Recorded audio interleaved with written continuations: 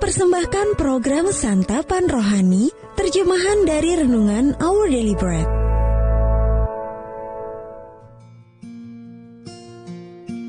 Sahabat ODB, pembacaan Alkitab hari ini terambil dari Kisah Para Rasul pasal yang ke-10 ayat yang ke-23 sampai dengan ayat yang ke-28.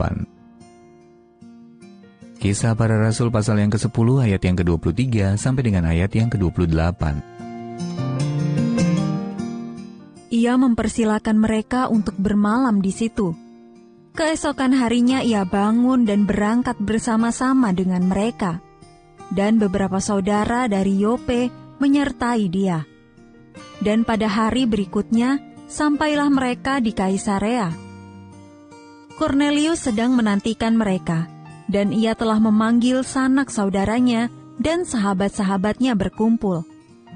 Ketika Petrus masuk, datanglah Kornelius menyambutnya, dan sambil tersungkur di depan kakinya, ia menyembah Petrus. Tetapi Petrus menegakkan dia, katanya, "Bangunlah, aku hanya manusia saja." Dan sambil bercakap-cakap dengan dia, ia masuk dan mendapati banyak orang sedang berkumpul. Ia berkata kepada mereka, "Kamu tahu betapa kerasnya larangan bagi seorang Yahudi untuk bergaul dengan orang-orang yang bukan Yahudi atau masuk ke rumah mereka. Tetapi Allah telah menunjukkan kepadaku bahwa aku tidak boleh menyebut orang najis atau tidak tahir." Ayat Mas Renungan hari ini terambil dari Kisah Para Rasul pasal yang ke-10 ayat yang ke-34. Sesungguhnya aku telah mengerti bahwa Allah tidak membedakan orang. Judul renungan kali ini, Prasangka dan Pengampunan, ditulis oleh Arthur Jackson. Sahabat ODB, setelah mendengar khotbah tentang mengoreksi ketidakadilan, seorang jemaat menghampiri gembalanya sambil menangis dan memohon pengampunan. Ia mengaku pernah menolak memilih pendeta berkulit hitam itu menjadi gembala di gereja mereka, karena ia memiliki prasangka terhadap kaum kulit hitam.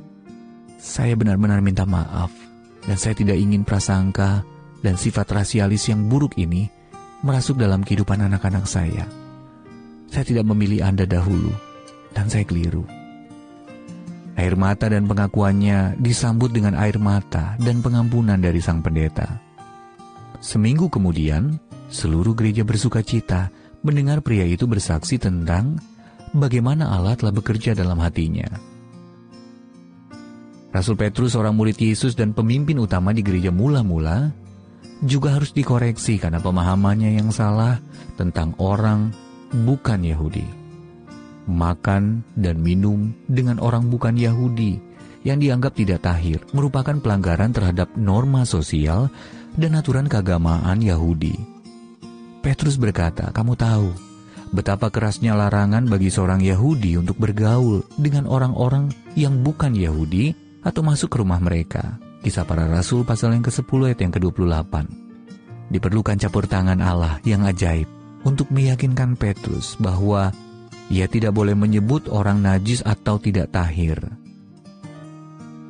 Melalui pemberitaan firman Allah, peneguhan Roh Kudus dan pengalaman hidup, Allah telah bekerja dalam hati manusia untuk mengoreksi cara pandang kita yang keliru tentang orang lain.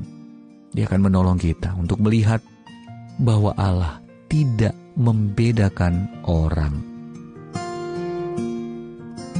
Sahabat ODB, adakah pengalaman atau pribadi yang telah dipakai Allah untuk menolong Anda melihat bahwa Dia tidak membeda-bedakan orang?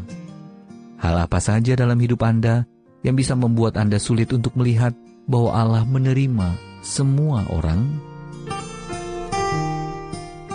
Ya Allah, selidikilah hatiku dan tunjukkanlah perubahan apa yang harus terjadi dalam diriku.